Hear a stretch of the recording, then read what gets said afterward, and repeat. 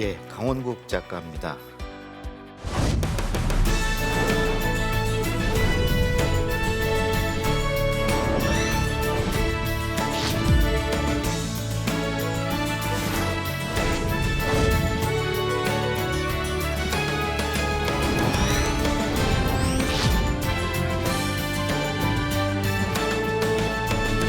글쓰기 책을 4권 썼고요.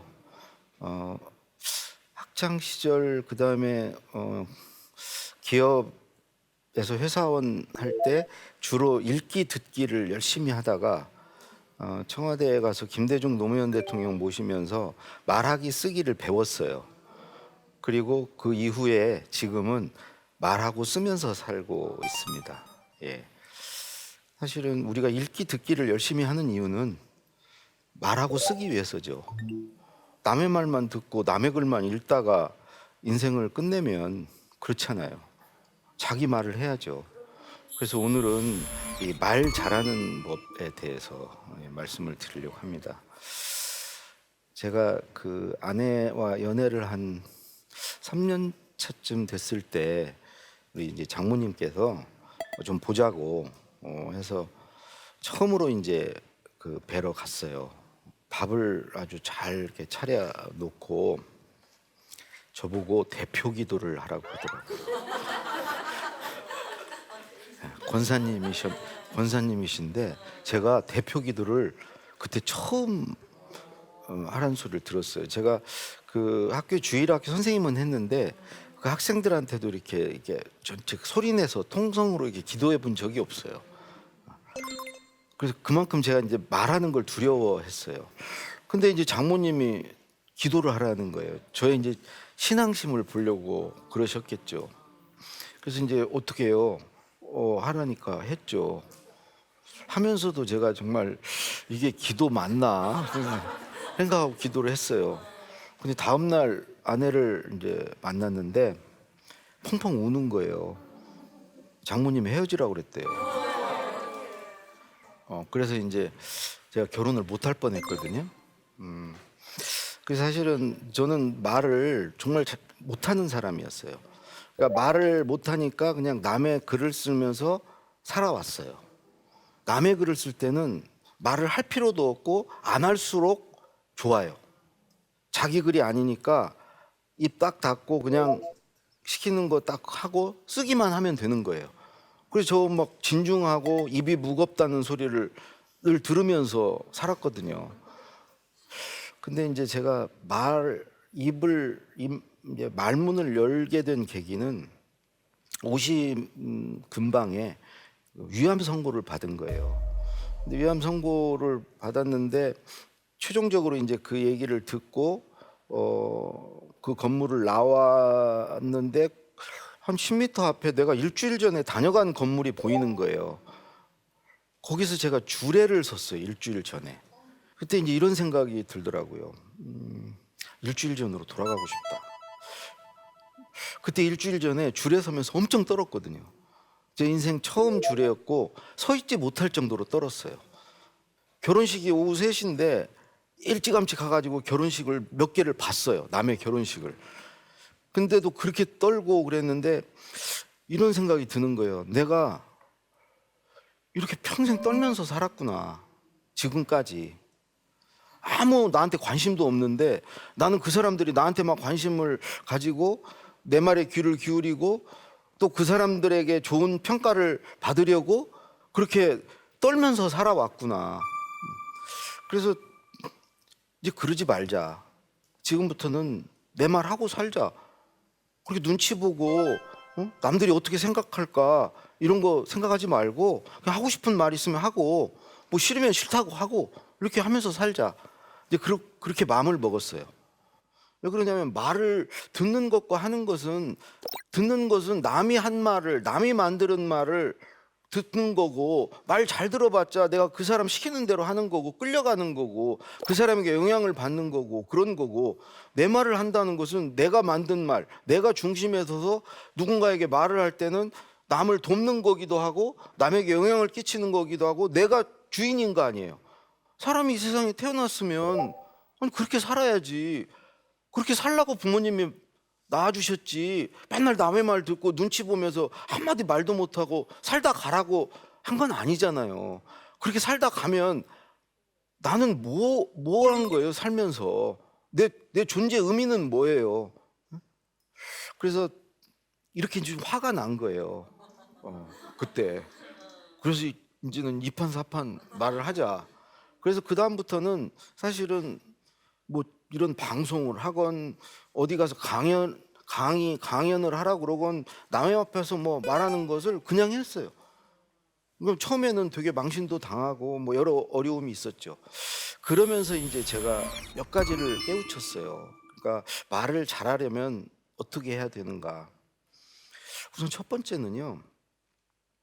나도 이제 말을 잘하는 사람이 되어야겠다고 마음을 먹는 게 중요해요.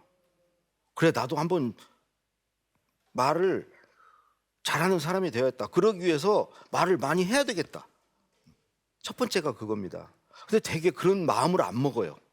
왜 그러냐면 우리 사회가 말을 많이 하고 하면은 별로 그렇게 그 사람에 대해서 좋게 얘기를 안 해요. 입만 살았다고 그러고, 응? 나댄다고 그러고.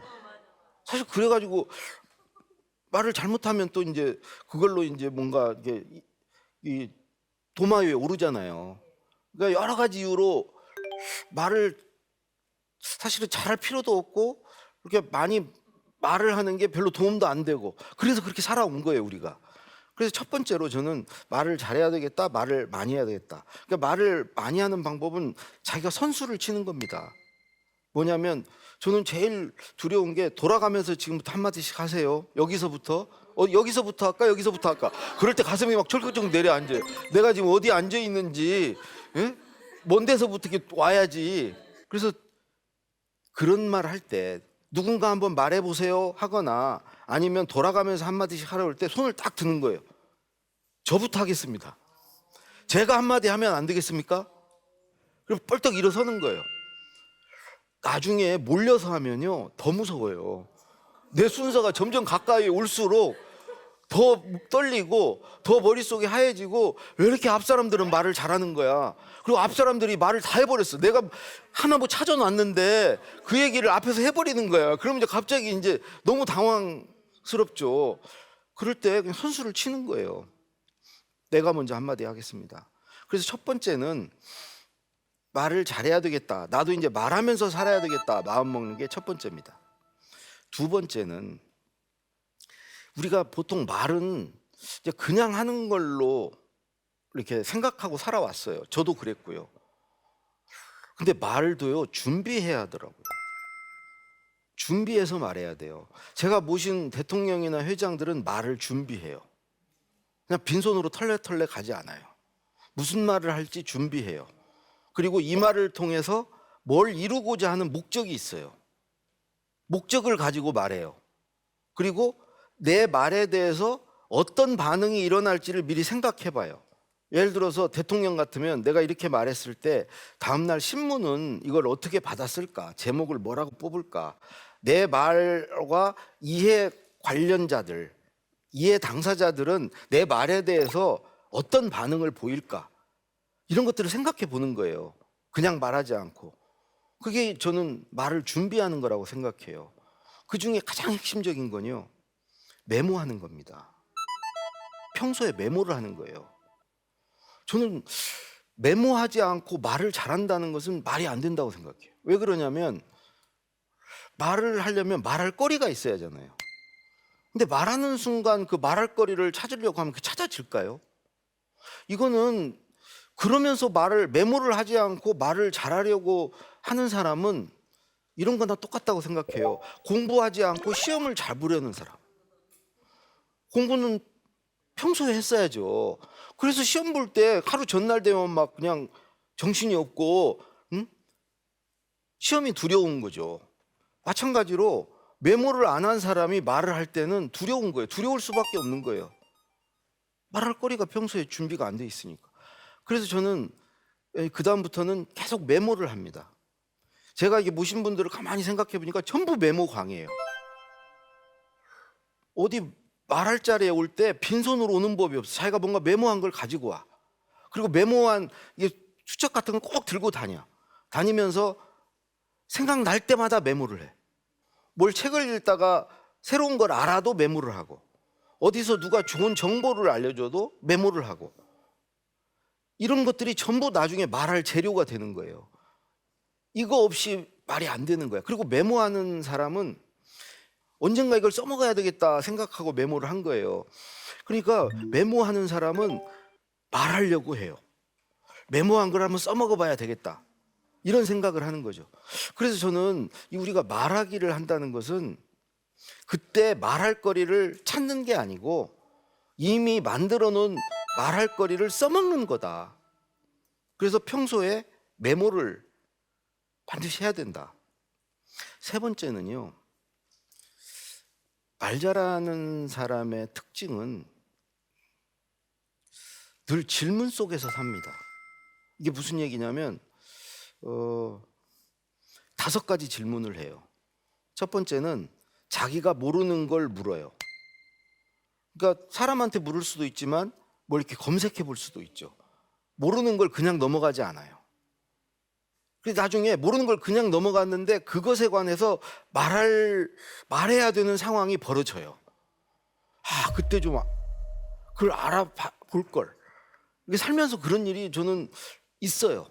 그러니까 뭔가 이렇게 모르는 걸 만났을 때 모른다는 걸 창피하게 생각하지 말고, 부끄러워하지 말고 물어보고, 그 사람도 모르면 찾아보고, 그래서 모르는 거를 묻는 질문을 해야 된다. 두 번째는 의문을 가져야 돼요. 뭐에 대해서 왜라고 물어봐야 돼요. 공부는 왜 하지? 뭐 이런 생각들을 하는 거죠. 왜냐고 자꾸 묻는 거지. 의문을 갖는 거죠. 세 번째 질문은 반문해 보는 거예요. 책을 읽을 때 책에 써 있는 거니까 맞겠지가 아니고, 이거 맞나? 내 생각과는 좀 다른데? 이렇게 반문해 봐야죠. 자기 생각과 비교해 보고, 이런 반문하는 질문을 해야 되고, 네 번째가 핵심적인 건데요, 자문자답을 해 봐야 돼요. 이거에 대한 내 생각이 뭔지, 내 의견이 뭔지. 예를 들어 무슨 일이 벌어졌어. 그러면 그것에 대해서 나는 어떻게 생각하는지 남이 틀림없이 묻거든요. 그거 어떻게 생각해? 이게 묻거든요. 말을 잘하려면 평소에 그걸 준비해 놔야 돼요, 묻기 전에. 그래서 자문자답을 해봐야 된다.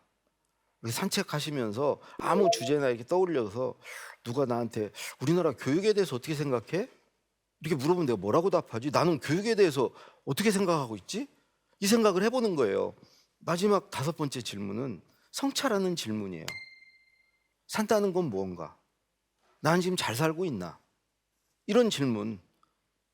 이제 그런 질문을 하다 보면 나를 치유하기도 하고요, 또 내 어떤 가치관, 철학 같은 게 만들어지기도 하고요, 내 양심의 질문을 할 수도 있는 거죠. 그러면 이제 양심적이고 도덕적인 쪽으로 이렇게 행동하게 되기도 하고요.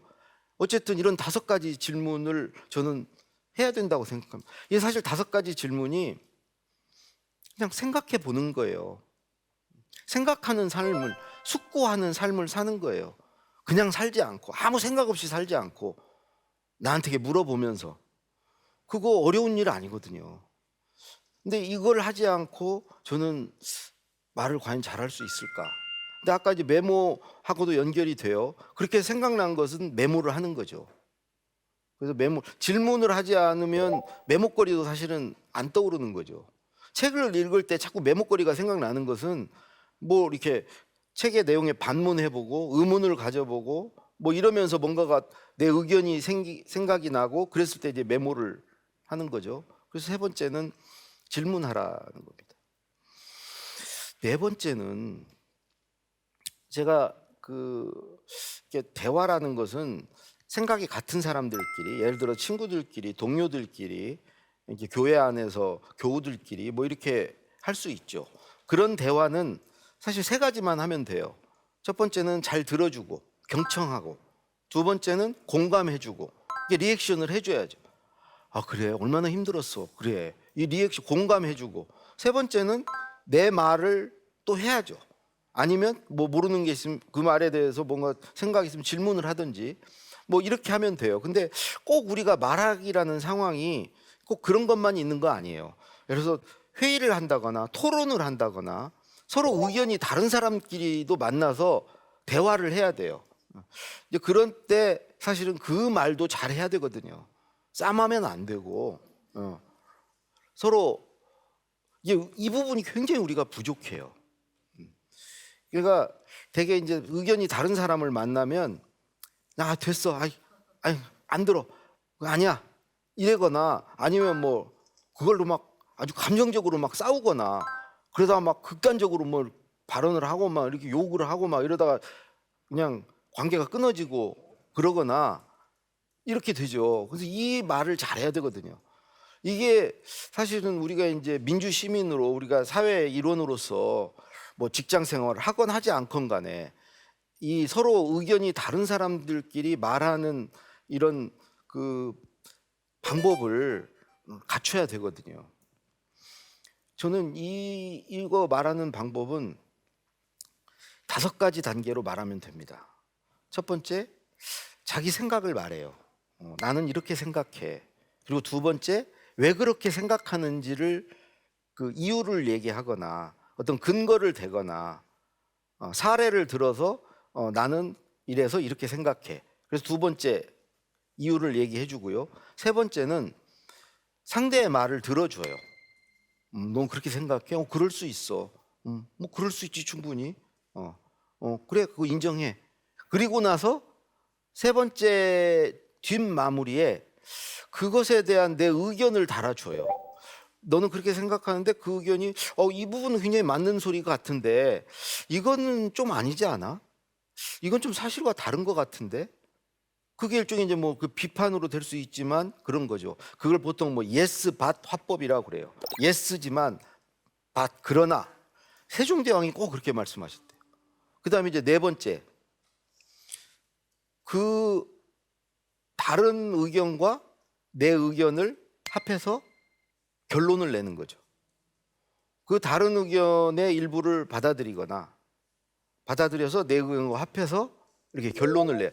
그러니까 우리가 토론을 하건 뭘 하건 간에 결론이 잘 안 나요.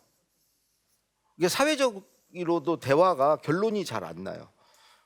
이게 결론이 나야 우리가 한 발 앞으로 나갈 수 있거든요. 그리고 우리가 사실은 어떤 통합이라든가 서로 이런 게 되려면 서로 타협하고 합의하고 이런 게 가능해야 되거든요. 그리고 이제 마지막으로 하나는 그냥 그 대화를 마지막에 이렇게 복귀해 보는 거예요. 집에 가는 길에 오늘 친구 만나서 이제 격렬하게 뭘 얘기를 했어. 의견이 안 맞아서. 돌아가는 길에 혼자 생각해 보는 거야. 이때 이렇게 말했으면 더 좋았겠다. 집에 갈 땐 또 그런 생각이 잘 나요. 생각해 보니까 너무 내가 심하게 얘기했나? 뭐 이런 거 생각해 보는 거죠.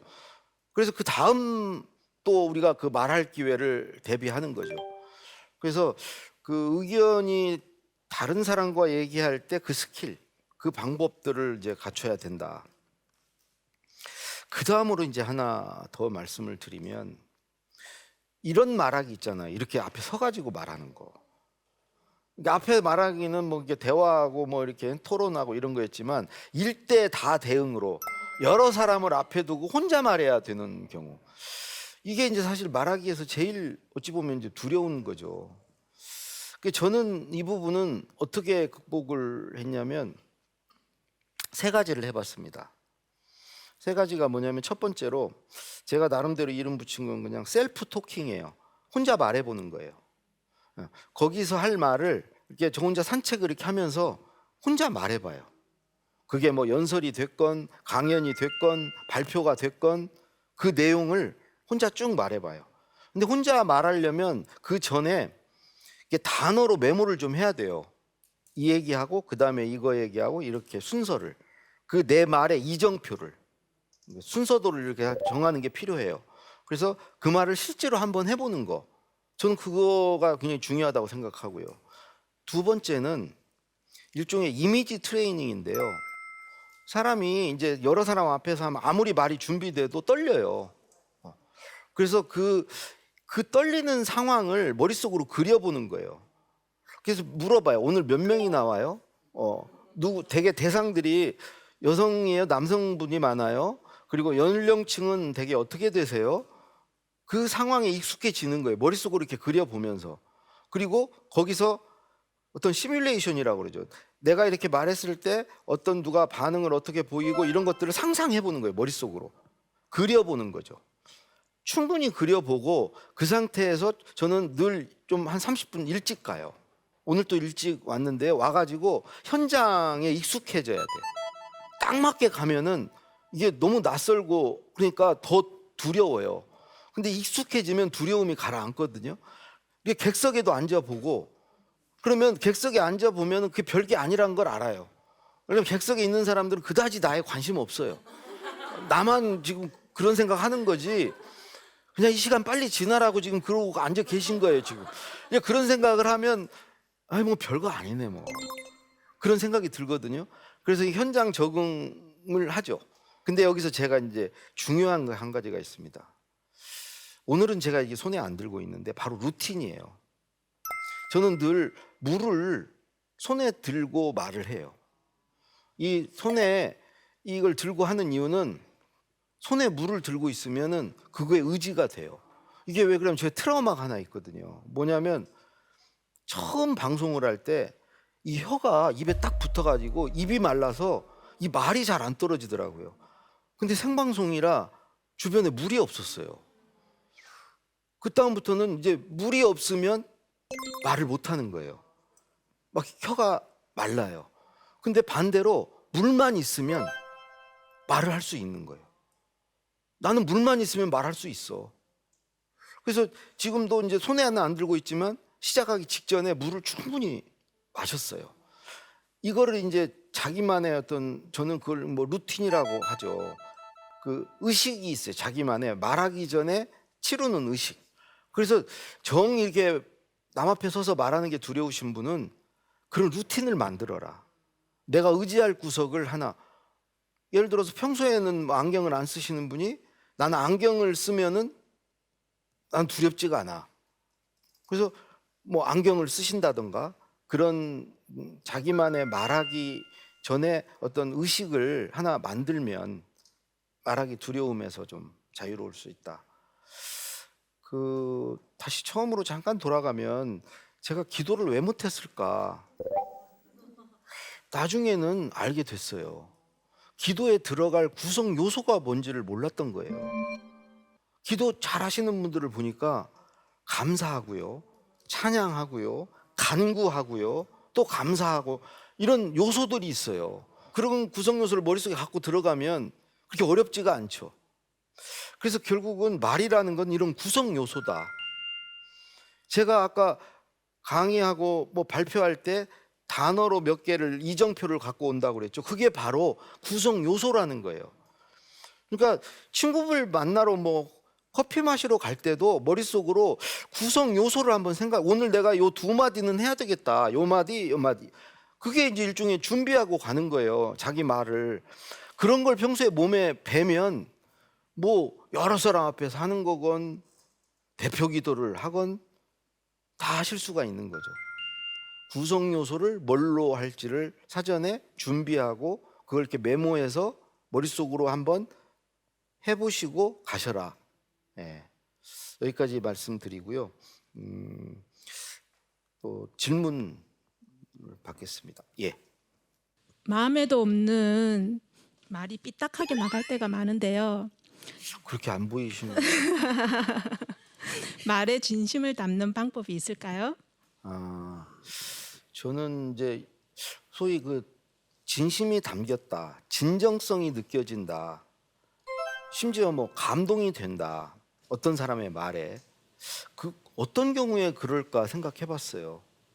어떤 경우냐면요, 그 말이 상대의 말이 말 안에 나를 위하는 마음이 담겼을 때, 되게 엄마들은 자식을 정말 위하는 마음으로 말합니다.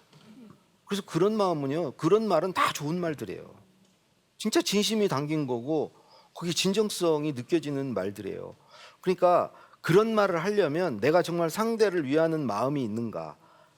예를 들어서 뭐 누구를 혼내건 또 잔소리를 하건 이런 거에 정말 영혼이 담긴 그런 마음이 담긴 말을 하는가? 내가 짜증나서 그냥 화가 나서 귀찮아서 하는 소리인가? 이제 만약에 그런 쪽으로 되면 그게 삐딱하게 들리는 거고요. 진짜 마음이 담겼으면 아무리 거칠게 말해도 사람은 느낍니다. 아, 나를 위해서 하는 말이구나. 그래서 그런 마음을 담아서 말하면, 예, 이제 그런 마음이 안 담겼을 때는 그냥 가급적 말을 안 넣는 게 좋고요. 예, 그런 것 같습니다. 예, 오늘 말을 잘하는 법 강의는 여기서 마치도록 하겠습니다. 고맙습니다.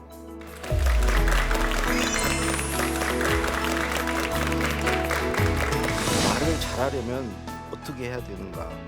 말을 잘하는 사람이 되어야겠다고 마음을 먹는 게 중요해요. 이게 대화라는 것은 뭐 생각이 같은 사람들끼리, 예를 들어 친구들끼리, 동료들끼리 할 수 있죠. 그런 대화는 사실 세 가지만 하면 돼요.